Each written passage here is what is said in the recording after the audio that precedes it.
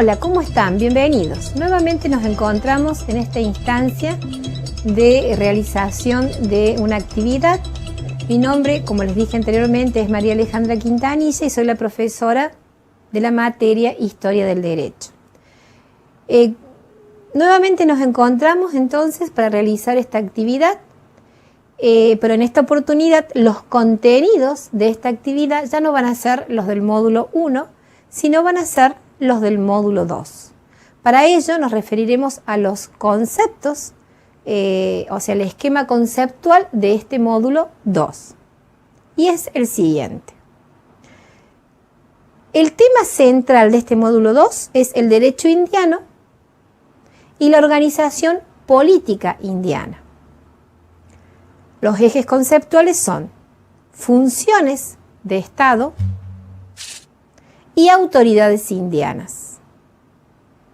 Dentro de las autoridades indianas vamos a tener en cuenta las autoridades indianas radicadas en la metrópolis en España, y allí encontramos el RAI, la Casa de Contratación, el Consejo de Indias, para abordar después las autoridades indianas, pero locales, radicadas en América. Y ellas son los adelantados, los gobernadores, los virreyes, los corregidores, los cabildos y las audiencias. Eso en términos generales. Ahora vamos a detallar en forma sintética cada uno de ellos, de estos temas, de estos ejes conceptuales. Cuando hablamos de derecho indiano, la organización política indiana, haré referencia brevemente a un hecho que es trascendental y que para algunos marcan la edad moderna, como es el descubrimiento de América. Como dije anteriormente, los reyes católicos, con el fin de ubicar a Castilla en el siglo XVI con una hegemonía europea, es que permite y apoya a Cristóbal Colón en esa empresa de viaje que marcó el rumbo de la historia de España y es decir, de la humanidad y del mundo. Es que Cristóbal Colón, cuando llega a América, que cree que son las Indias, es decir, que cree que está hablando de Oriente, descubre un territorio que ni la ciencia ni la religión hasta ese momento conocían. Es decir, un territorio que no estaba ni en los mapas, ni en las mentes de los investigadores, ni de los científicos de la época. Recuerden ustedes que América presenta un panorama que va a cambiar la mentalidad europea. Es un territorio nuevo, con habitantes naturales desconocidos, con una vegetación, una flora y una fauna que hasta ese momento nadie conocía. Lo cierto es que, frente a ese hecho, ¿cómo actuaron los reyes españoles en ese momento, en los reyes católicos? ¿Cómo iban a hacer para poder gobernar esos territorios, con esas extensiones tan enormes y con todo lo que incluía novedoso para ellos hasta ese momento?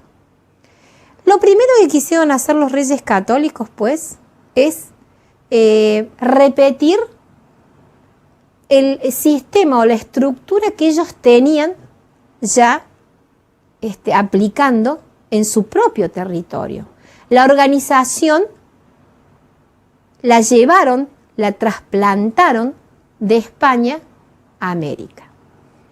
Recuerden ustedes que se necesitaba sí o sí, de alguna manera, organizar estos territorios. ¿Y de qué manera lo hicieron? Bueno, crearon organismos de política indiana. Y esos organismos, principalmente de poder, era el RAI, la Casa de Contratación y el Consejo de Indias.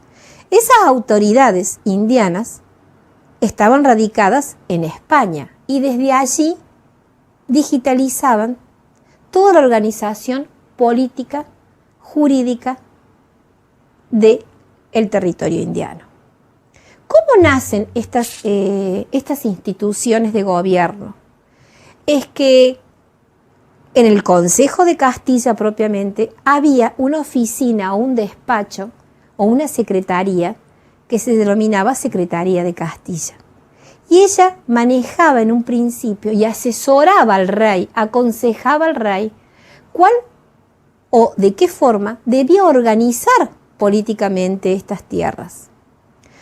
Cuando se dieron cuenta de la envergadura que significaba organizar semejante territorio, es que crearon lo que se llama un organismo aparte, como es el Consejo Real y Supremo de Castilla. Importantísimo el papel que adquirió esta institución. Más allá de eso, también otro organismo importante fue la Casa de Contratación. Es que este organismo manejaba todo lo relacionado con el comercio marítimo. Tan importante como el Consejo de Castilla, por cuanto, ¿cuál era el medio de comunicación que teníamos entre España y las Indias? El medio era el mar y el instrumento eran las carabelas.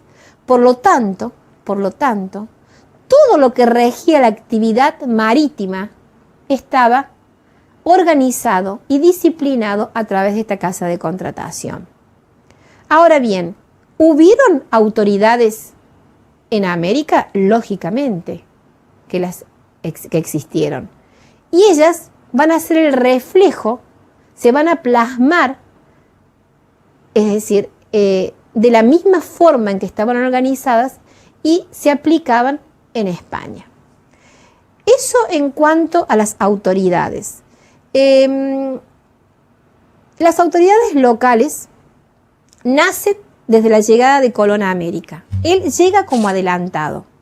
Y en el orden del tiempo le siguen los gobernadores, los virreyes, los corregidores, los cabildos y las audiencias. Ese es el orden en que se fueron instalando en América. Ahora bien, cuando Colón llega a América y se enfrenta con un territorio nuevo, también se enfrenta con seres humanos, con naturales que habitaban estos territorios. Y es este el tema central que va a servir de contenido y soporte teórico a la actividad de este módulo. ¿Cómo trataron los españoles, es decir, la corona española, a estos habitantes naturales de América? Para ello me referiré a los conceptos claves alrededor del cual giran los contenidos de la actividad que vamos a realizar. Y estos son: España en la Edad Moderna y como conceptos claves, indígenas, señores naturales, es decir, nos encontramos con habitantes que no debían ser sometidos, según algunos teólogos y juristas y licenciados, sino que al ser los señores naturales de estas tierras debían ser respetados y su conversión debía ser a través de la libre determinación de los mismos. Otro concepto clave que vamos a tratar es por qué se permitió a través de una institución como fue la encomienda el trato cruel y la servidumbre de estos habitantes naturales de América. Es por ello que nos vamos a detener concretamente en el reclamo que hace un fray dominico, Antonio de Montesinos, reclamándole, valga la redundancia, a las autoridades indianas radicadas en la isla de la Española en el año 1511, por qué se los trataba a los indígenas de esa forma tan cruel e inhumana.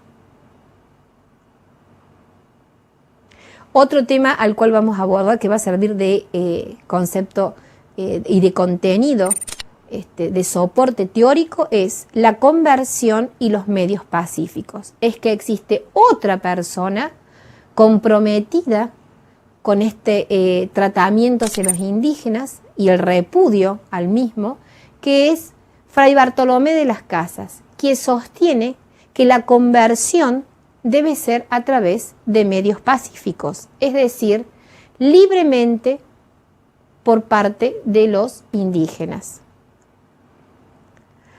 Otro tema importantísimo es el de los títulos legítimos e ilegítimos. Son varios los pensadores que se abocan y van a asesorar al rey sobre este tema, pero se va a destacar uno de ellos, que es Francisco de Vitoria, que establece que existen títulos legítimos e ilegítimos de sometimiento de una persona, pero él se vale de lo que es el derecho de gentes, que va a ser el fundamento de lo que es actualmente el derecho internacional. Finalmente, otro tema es, u otro concepto clave, es el de los teólogos, los juristas y los humanistas. Cuando Montesinos realiza el reclamo en la isla de la Española, Fernando de Aragón se entera de ello y no puede permitir que lleguen a sus oídos semejantes comentarios respecto del tratamiento cruel que se les daba a los indígenas. Por lo tanto, reúne a estos teólogos, humanistas y juristas para que determinen cuál va a ser la condición jurídica en definitiva que se le va a dar a este habitante natural de América. Ahora bien, presentaré entonces la actividad que se va a basar en una situación problemática. La misma va a estar formada por preguntas. Las preguntas van a tener como contenido los que ustedes extraigan de la bibliografía obligatoria, es decir, referidos al tema la condición jurídica del indígena, y de los conceptos que puedan extraer del video que voy a presentar a continuación. Antes de que veamos el video y participemos de los contenidos del mismo, quiero explicarles un poquito cuál es la idea central del mismo, en qué se basa este video, lo que normalmente se llama el argumento. La introducción a este video podría decir que uno de los problemas más importantes que tiene que afrontar la corona española con motivo del descubrimiento de América es la relación que va a tener con el habitante natural de América, lo que se conoce con el trato con el indígena. Ese trato con el indígena se va a ver reflejado a través de las relaciones que tienen las autoridades una vez instaladas en América y el trato que éstas les den a estos habitantes. Con motivo justamente de esa mala relación que les van a dar, de ese mal trato que les van a dar a estos habitantes, es que en el año 1511 un valeroso fray dominico, Antonio de Montesinos, reclama a las autoridades con motivo de una misa de Adviento por qué tratan tan cruelmente a estos habitantes, a tal punto de someterlos a una servidumbre. Por supuesto que toda la comunidad española de las autoridades se enojan muchísimo con este sacerdote, niegan todo lo que allí él reclama, pero Antonio de Montesinos no se queda con ello. Inmediatamente le presenta al rey Fernando de Aragón estos reclamos y ya vamos a ver cuáles son las medidas que va a tomar el rey al respecto.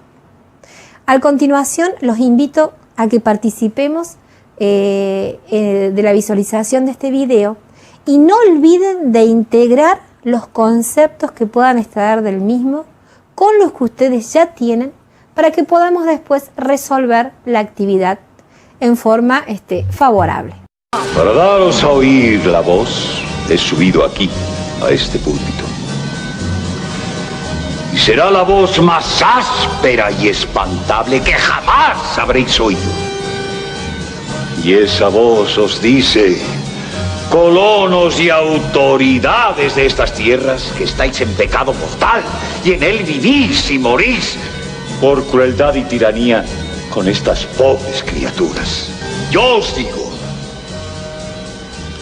que en tanto no cambiéis vuestra actitud con estas pobres criaturas, los frailes de este convento no os admitiremos en confesión. Y podéis escribir a España, quienes queráis, a los que queráis y cuantos queráis.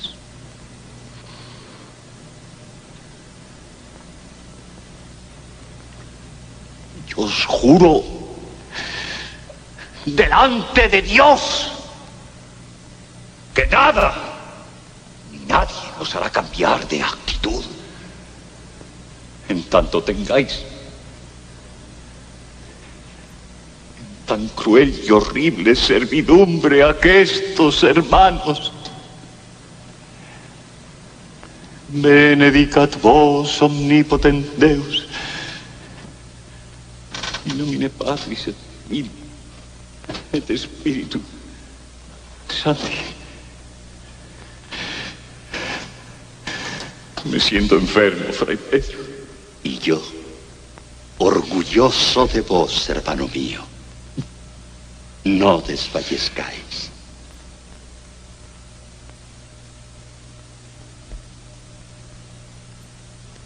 Convoqué solo a Fray Antón. Soy el superior del convento, el responsable de cada uno de mis frailes. Como sabéis, la encomienda fue instituida para reunir a los indios en aldeas y así ser protegidos y catequizados bajo la autoridad de un español. Pero vos sabéis, señor gobernador, que solo ha servido para enriquecer a los codiciosos e incitar a las guerras de conquista para reponer así a los muchos indios que han sido muertos agobiados por el trabajo. Fray Pedro, vos nos conocéis. ¿Creéis que el trato dado a los indios, por mí o por tantos otros, merezca tan feroces improperios? ¿Qué más se nos puede pedir? La libertad. ¿Para qué? ¿Para adorar ídolos? ¿Para holgazanear y darse a vicios inmundos? Para aceptar libremente nuestra vida y nuestras creencias, sin que sus hombres tengan que ser carne de trabajo, ni sus mujeres de burdel. ¡Basta!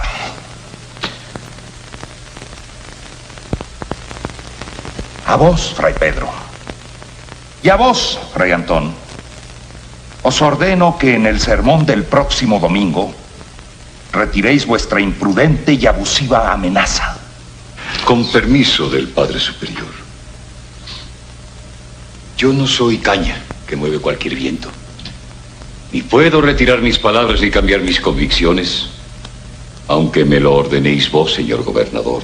O fuese el mismísimo rey. Es un rebelde. Podéis, eso sí, encarcelarme, ajusticiar. Con eso solo acallaréis mi voz. Jamás abriréis mi confesionario. No tenéis derecho a esa violencia moral sobre nuestros fieles. Si el Señor echó a los mercaderes de bestias, ¿cómo no voy a arrojar yo de su templo a los mercaderes de hombres? Fray Pedro, ordenad a vuestro fraile entrar en razón. Tampoco yo soy una caña movida por el viento, excelencia. Seréis procesados, expulsados de la orden, excomulgados. Ni a la patria, ni a la iglesia se la honra con víctimas. ¡Echadlos de aquí! Antes bien, su verdadera gloria está en su justicia. ¡Fuera!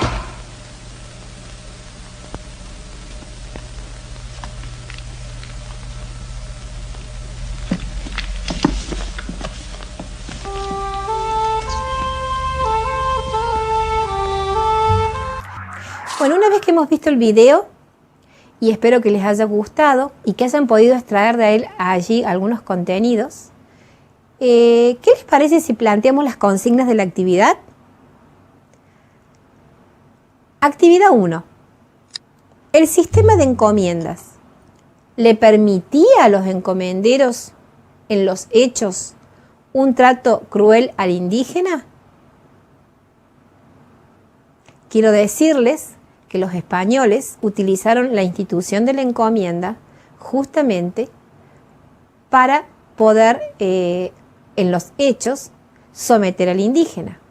Ya lo vamos a ver más adelante con detenimiento. La consigna de la actividad 2 consiste en: ¿el reclamo de Montesinos fue escuchado por el rey Fernando de Aragón? ¿Tomó en consecuencia alguna decisión? Ustedes saben muy bien que inmediatamente después del reclamo, Fray Antonio de Montesinos fue derechito llevado a España, como, es decir, a través de una sanción que le daban las autoridades, pero él no se quedó con eso, sino que pidió una entrevista al rey y le manifestó y le explicó todo lo que sucedía en América con respecto al trato del indígena. Ya vamos a ver qué ocurre, si el rey lo escuchó o no. La tercera consigna de la actividad 3 es: ¿qué argumento utilizaron los españoles para justificar el sistema de encomiendas?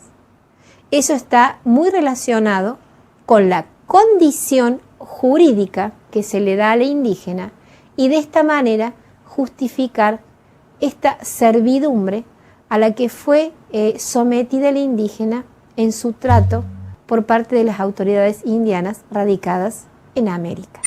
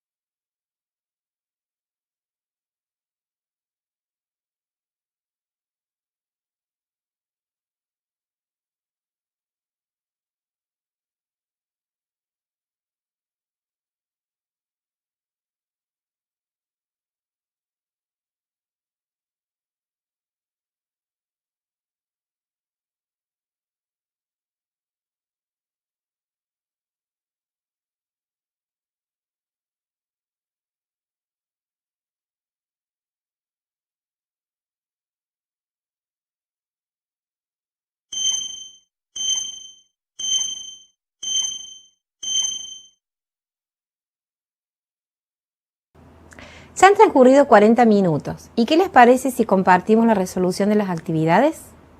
Bien. Con respecto a la pregunta si el sistema de encomiendas de hecho permitió un trato cruel a la indígena, en los hechos, efectivamente. Es decir, recuerden ustedes que las encomiendas eran un derecho que se otorgaba a través del rey. ¿A quiénes? A los beneméritos, a los pacificadores, a los conquistadores, que eran las personas importantes por haber colaborado económicamente con la empresa conquistadora. La persona beneficiada con esta merced, que era el encomendero, recibía por parte del indígena el pago de un tributo. A cambio, él tenía que proteger espiritual, física, o sea, integralmente al indígena, y también se hacía responsable de habitar el lugar al cual había sido destinado. Es decir, ¿qué se quería con la encomienda? La encomienda, no dejen de tenerlo en cuenta, es un repartimiento de indígenas.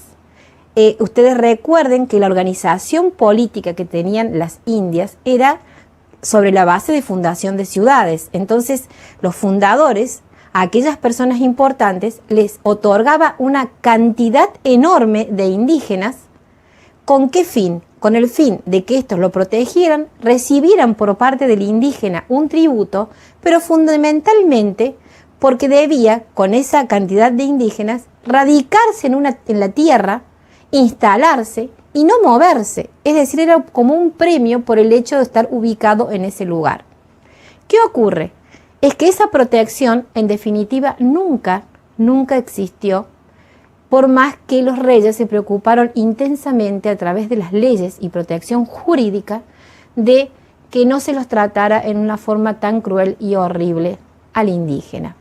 Esas leyes, que a continuación las vamos a ver, son primero las leyes de Burgos, después las leyes nuevas, ya en nuestro territorio lo que son las ordenanzas de Alfaro y de Hernandarias. Entonces, recuerden bien que, como recapitulando este tema, los reyes católicos al momento del descubrimiento tuvieron que afrontar el problema principal. ¿Cuál fue? Legitimar y justificar dos aspectos: su ocupación en América y el sometimiento al indígena. Con respecto a la ocupación de las tierras, al dominio de las tierras, en principio habíamos dicho que habían requerido la facultad que tenía el Papa Alejandro VI de otorgárselas a través de las bulas papales. Pero inmediatamente se produce el cisma religioso, por lo tanto esas bulas pierden en la Edad Moderna el valor jurídico y los reyes católicos tienen que, a través de la diplomacia, celebrar tratados. Hablamos del Tratado de Tordesillas, pero este Tratado de Tordesillas se celebra entre España y Portugal, por lo tanto la validez va a ser entre España y Portugal. ¿Qué validez tenían los reyes católicos con respecto a las demás naciones? No podemos hablar del Tratado de Tordesillas. Entonces, aplicando el derecho internacional, los reyes le respondieron al resto de las naciones en forma contundente: yo poseo porque ocupo. Por lo tanto, el primer título legítimo va a ser la ocupación, después van a ser los tratados y finalmente las bulas. Esto en cuanto a la ocupación de los territorios. ¿Qué títulos ahora tenían los reyes católicos para someter al indígena?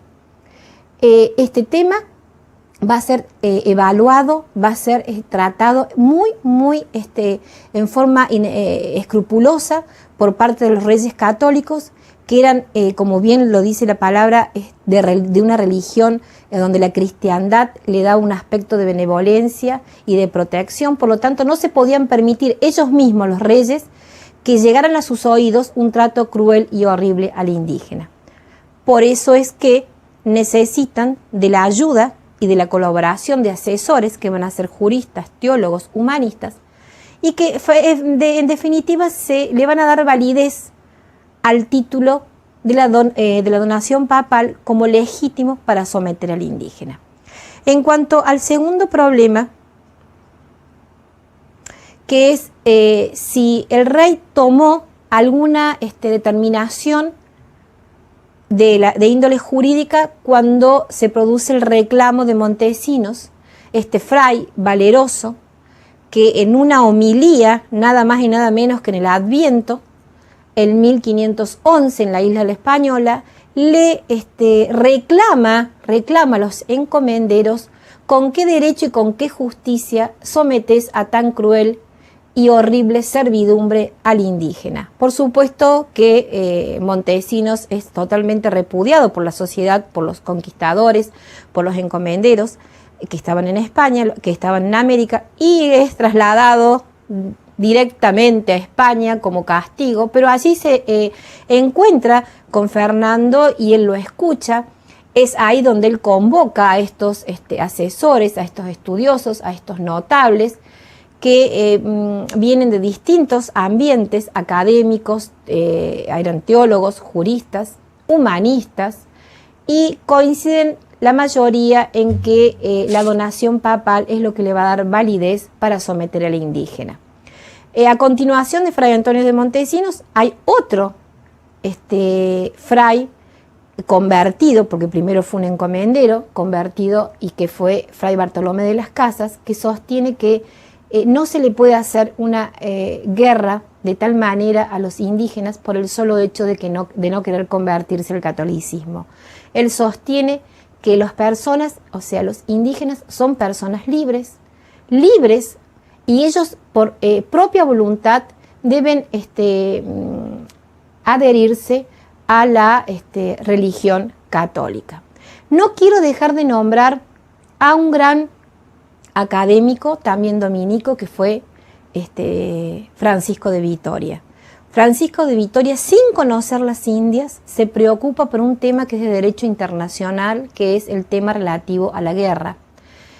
Y aplicando los conceptos del derecho de gentes, del derecho natural, a través de una conferencia en Salamanca, enuncia lo que se llama los títulos legítimos e ilegítimos de dominación.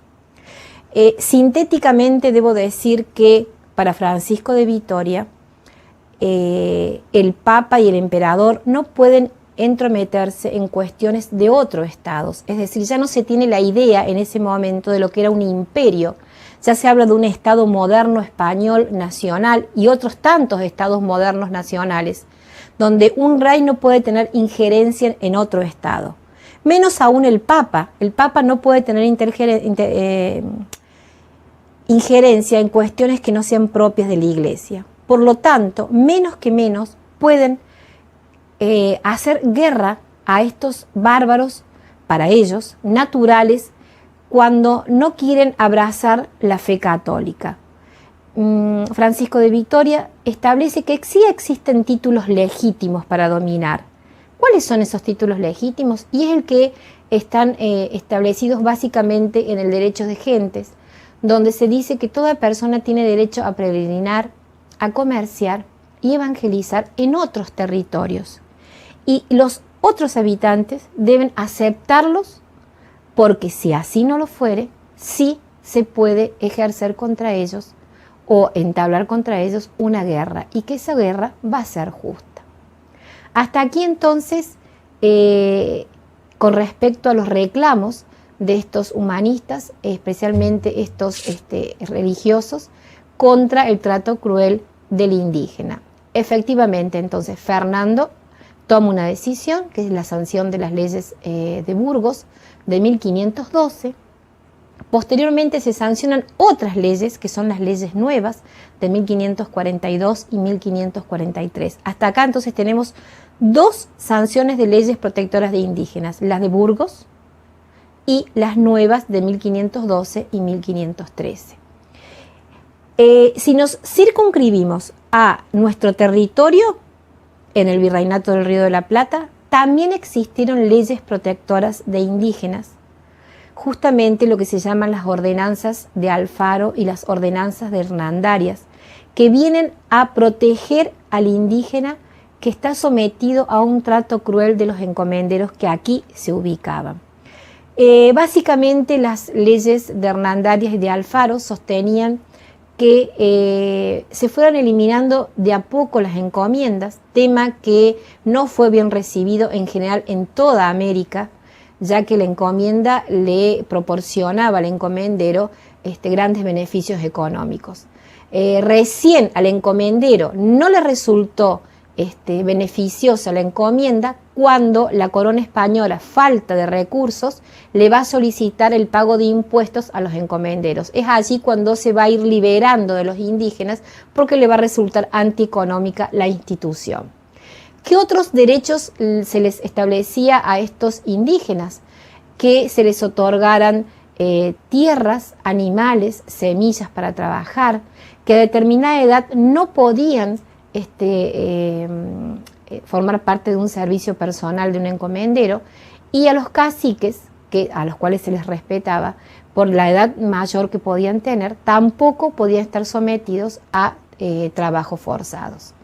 No nos olvidemos que existieron misiones, no debemos olvidarnos de la gran obra realizada por los padres jesuitas, donde por cuestiones políticas, económicas y de poder fueron expulsados, y con ellos se pierde una gran obra modelo, no repetida nuevamente en la historia, y que todo el mundo se pregunta por qué se dio de esa forma. Es decir, el indígena, como conclusión, fue maltratado, fue sometido, existió por parte de la corona el querer protegerlos, se sancionaron leyes, es decir, hubo ordenamientos jurídicos que lo protegieron, pero en la práctica y a una distancia tan considerable de España, esto aquí no se aplicó. Existieron instituciones de derecho colonial, como fueron los alcaldes de indios, jueces de naturales, pero vuelvo a decirles, todas esas instituciones no fueron del todo practicadas. Vuelvo a decirles, la razón que justifica entonces el sometimiento del indígena es que los mismos eran considerados menores rústicos, menores incapaces, por lo tanto necesitaban protección, y eso sirvió de base para sustentar una institución como fue la encomienda. Hasta aquí entonces el cierre de la resolución de estas actividades. Recuerden que deben distinguir la condición jurídica del indígena, que era una persona menor, limitada, con la condición jurídica del esclavo, que era considerada una cosa. Lo aclaro porque después yo veo cuando realizamos los trabajos prácticos, las evaluaciones, se confunden y consideran al indígena como una cosa. El esclavo era una cosa, el indígena era un menor con una libertad limitada. Con esto entonces creo que ya hemos dado por resueltas las actividades que conforman este trabajo práctico. A continuación les voy a vamos a ver los ejercicios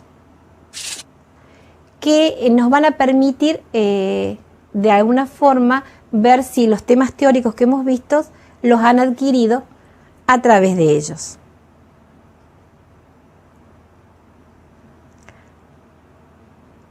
¿Les parece que comencemos ya con estos ejercicios? El ejercicio número 1 dice lo siguiente.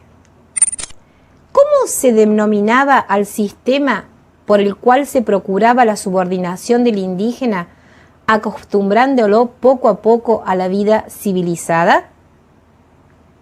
Opción A, encomienda o repartimientos. Opción B, corregimiento. Opción C, mita. Opción D, llanaconazgo. Opción E, cacicazgo. Recuerden y relacionen los contenidos que ustedes han visto y que hemos recordado en este trabajo práctico. ¿Cómo se denomina entonces al sistema por el cual se procuraba la subordinación del indígena, acostumbrándolo poco a poco a la vida civilizada?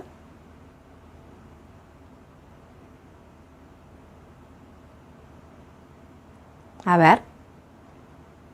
Muy bien. ¿Es la encomienda o el repartimiento? Yo anteriormente les dije que la encomienda se justificaba a través de la condición jurídica que se le daba al esclavo, subordinándolo poco a poco a una vida civilizada. El segundo ejercicio, ¿qué le parece si lo resolvemos? ¿Quiénes tenían preferencias para obtener las encomiendas? Yo les había dicho que era un derecho, era una merced real, que se le otorgaba a determinadas personas privilegiadas para recibir por parte del indígena un tributo que nunca pudo pagar el indígena, por lo tanto, lo hizo a través de su trabajo personal. Ahora, ¿quiénes podían? ¿Es que había personas que no la podían obtener? Vamos a ver las opciones. Opción A, conquistadores, descubridores. Opción B, funcionarios reales. Opción C, prelados. Opción D, comunidades religiosas. Opción E, extranjeros. ¿Todos podían ser encomenderos?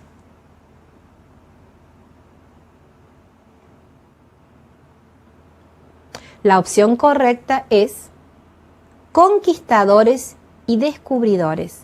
No podían hacer uso de esa merced real ni los funcionarios reales, ni los prelados, ni las comunidades religiosas, ni los extranjeros. Recuerden que solamente podían serlo aquellos pacificadores, aquellos beneméritos, aquellos conquistadores a los cuales se quería beneficiar, ya que ellos habían aportado económicamente en el proceso de conquista. Vamos al tercer ejercicio.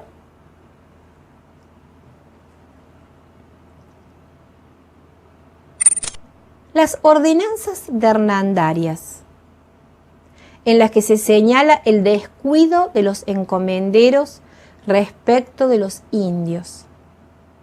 Disponía.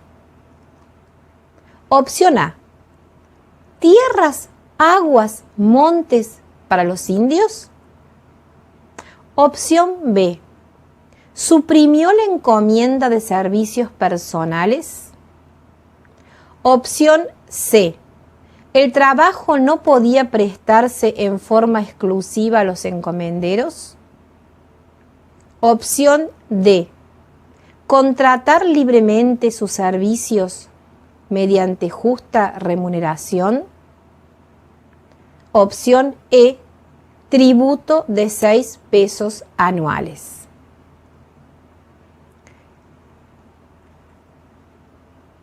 Recordemos que existían dos ordenanzas, las ordenanzas de hernandarias y las ordenanzas de Alfaro. Si bien ambas protegían al indígena, cada una de ellas estableció distintos derechos. Y en esto se centra justamente la resolución de este ejercicio. Debemos distinguir qué es lo que disponía una y qué disponía la otra. Las ordenanzas de hernandarias hacían referencia a, muy bien, las tierras, aguas y montes para los indios, ya que no se suprimió del todo la encomienda de servicios personales. El trabajo no podía prestarse en forma exclusiva a los encomenderos. Fue un derecho que lo otorgó la ordenanza de Alfaro. Contratar libremente sus servicios mediante justa remuneración también fue una resolución dada por las ordenanzas de Alfaro, que fueron 2. Y el tributo de 6 pesos anuales también fueron establecidas por las ordenanzas de Alfaro.